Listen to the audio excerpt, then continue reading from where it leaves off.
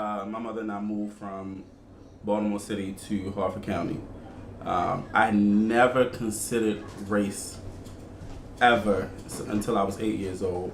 We moved into this neighborhood, and I realized at some point we were one of 3 black families in the entire neighborhood of all these other white people. It was never a conversation. It was never a thing. It just was apparent to me.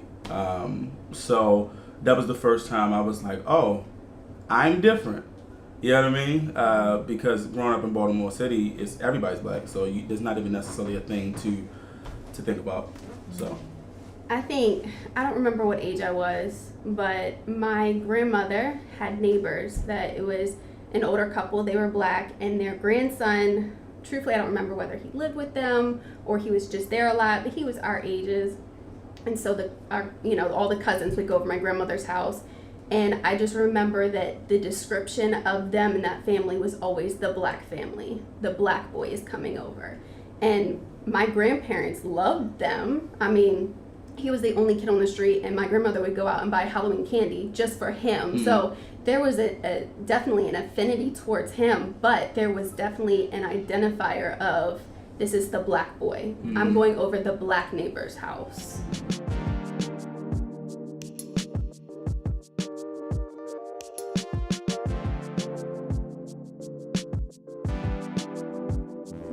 So we weren't spouses yet.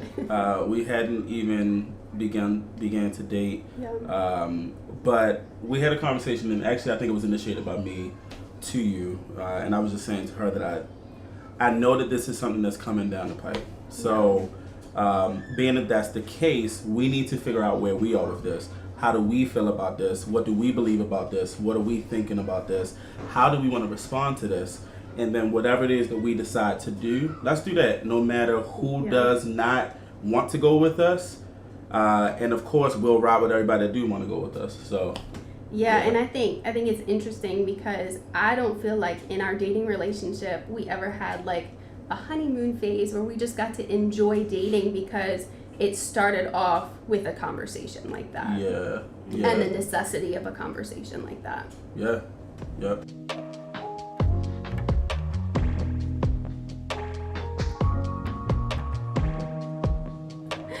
You know, Caleb was, I think, 3 years old when he first asked us what color he was.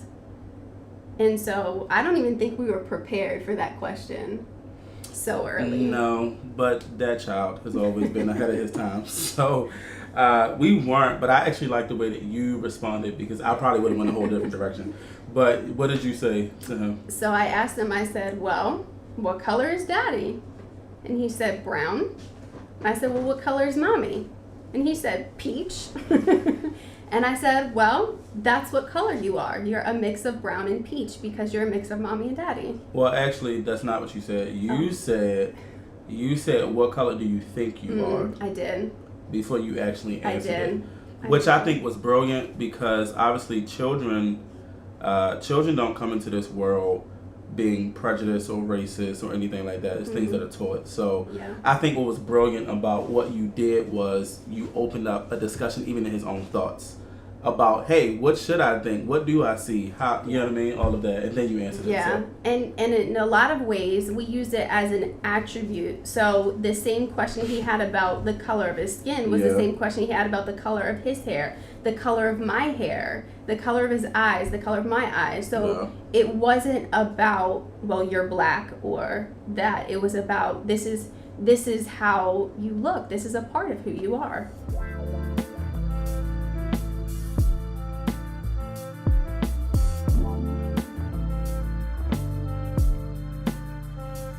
Yeah, so I'll say this. I'll say that nothing that's happening right now has ultimately changed anything about the conversations we're having. Mm-hmm. Being in a interracial relationship, they're just conversations that have to be had, regardless of what's happening in the news, regardless of what's happening in culture, because you're merging two cultures together, which necessitates conversation. So I just wanted to say that first. So based off of that, we've been having a lot of the same conversations, probably just more in-depth conversations, specifically with family members.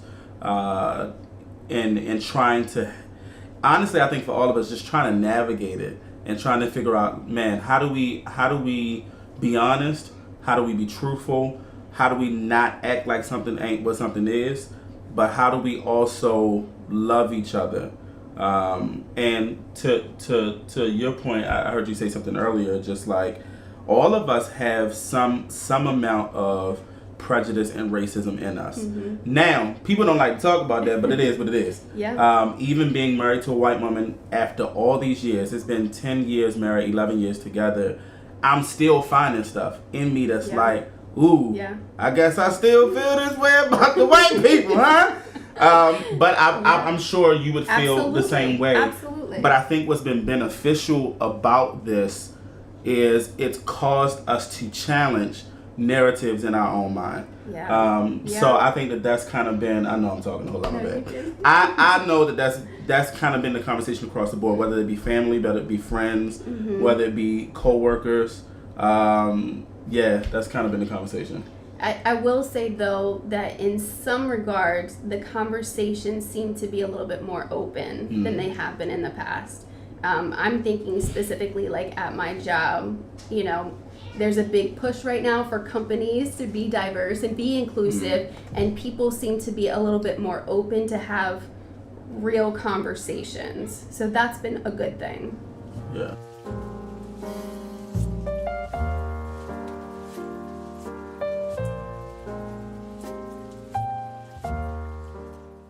I don't know that it has. I think exactly what you said is these conversations aren't exactly new to us, and I don't know that our conversations have even changed.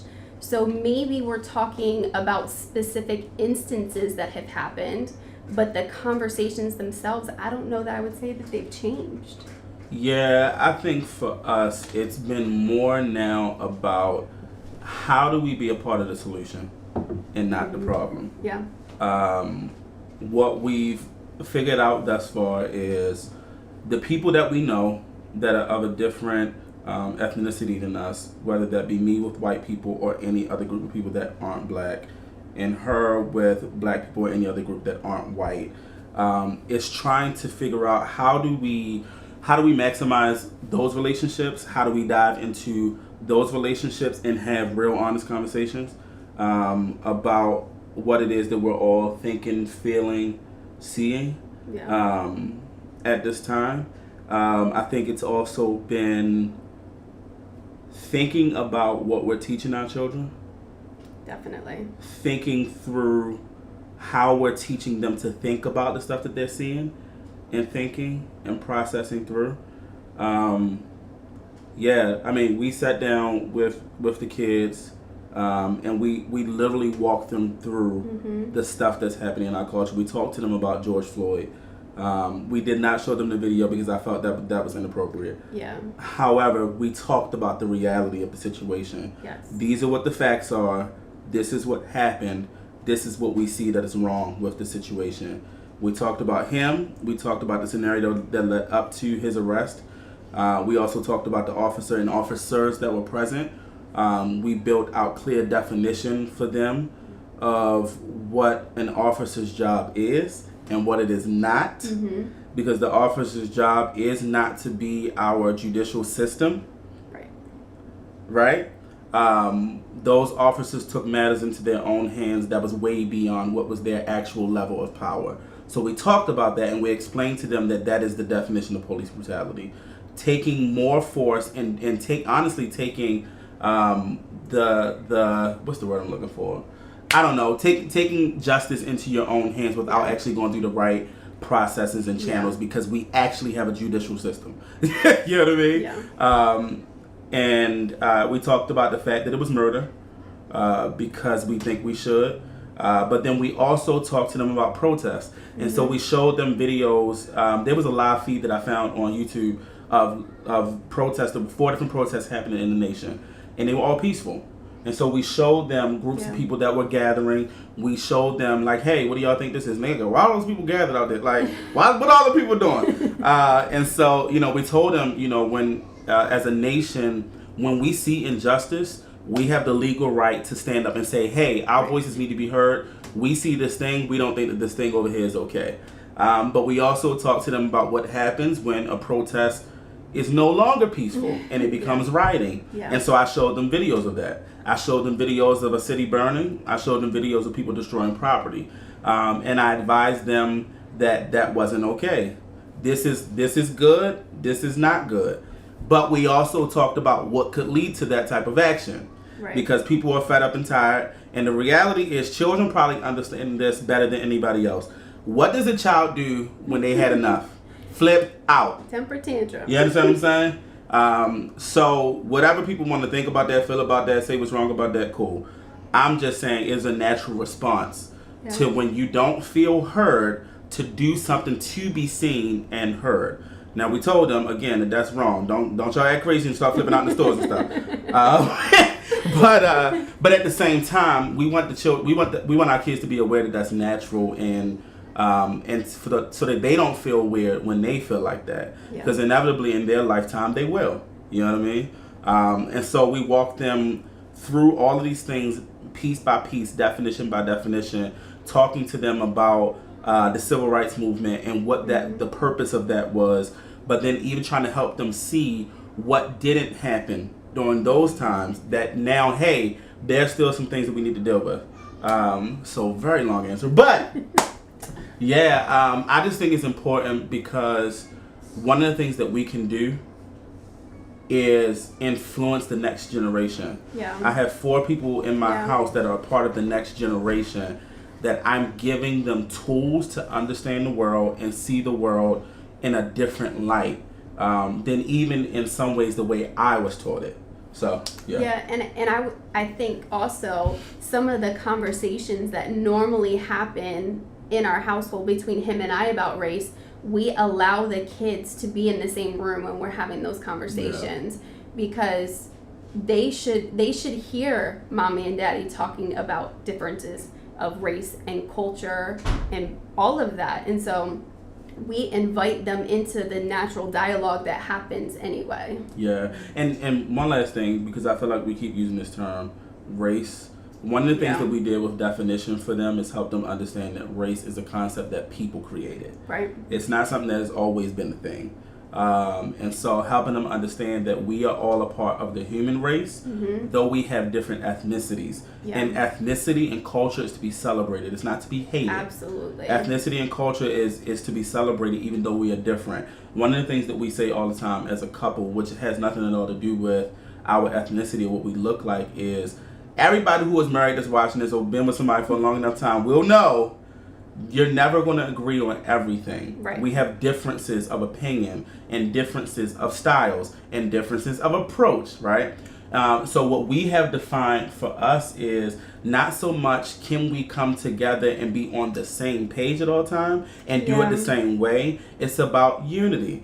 Right. So unity to us is differing in our opinions and our processes in the way that we present ourselves, the way that we choose to do things, yet still deciding, even though we're different and we may not agree, we're still headed together in the same direction. Yeah. That's unity. And so even trying to teach our kids that, because they're 4 different individuals who will inevitably have different thoughts about everything in life. Yes. So anyway, I wanted to say that because I think that that's a helpful part of the conversation that most people don't bring up. Yeah.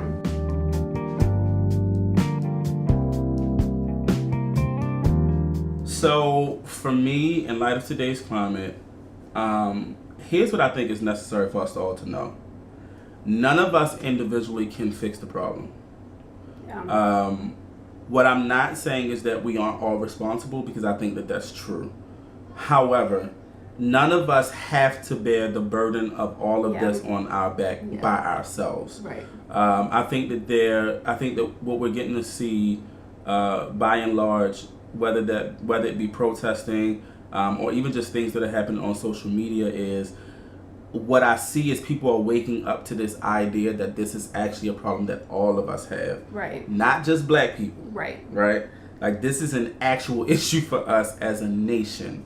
And so I think that would be the first thing I would say is it's like, it's not just your problem to deal with. So I want people to be free in some sense, because I do think that there's a lot of voices saying things. There's a lot of voices, even toward white people at this point, that are saying, if you're silent, you're a part of the problem. And I don't know that I completely bang with that, only because you don't know what a person is doing in their silence. Yeah. So I had a family member contact me who hadn't posted, but was having a conversation with me personally. Right. So they weren't silent. They made a choice to not post it on social media because everything doesn't have to go on social media. Right. But I want to say that because I think that people feel overly obligated to be the solution, and I don't think that there is. I don't think that there is a solution without all of us working together. The other thing is what I said to this family member is, you do what is actually within your power to do. This happens to be a family member who is raising white kids. And so I said, you're doing the thing. Yeah. You're educating them. You're helping them see. You're forming their worldview in a way that isn't racist and isn't prejudiced and is loving. And that's a beautiful thing. You're actually doing it. So I don't know. For me, that would be the thing. Yeah, I think for me, it's this idea that relationship is so important.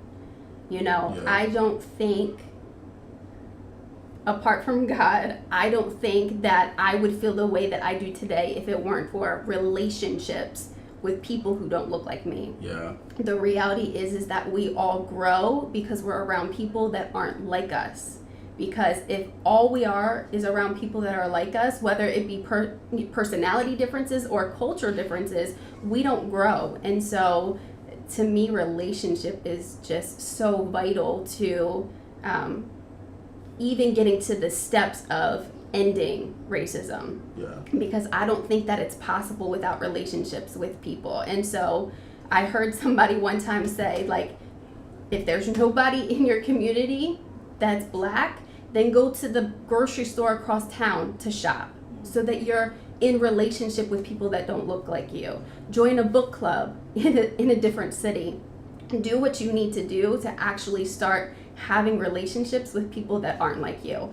And don't just make those relationships all about conversations about racism. Like, which is what I was about to say. Don't just be going go find no black token. Right. And don't you be going find no white token. Actually have a relationship with the person. Do life with people. And I'm going to say people, not just person, because I think we all can say, well, I have a black coworker. That's or you know, my sister's married to a black man. Yeah, but I mean actually find people because then you're relegating an entire culture to one person. Yeah. So that's problematic. Find people that aren't like you, that aren't just, for me, that aren't just black people. Find people that are Asian. Find people that are Hispanic. Like, broaden your circle so that some of the things in your life that you don't realize are deep in your heart can be challenged. Yeah.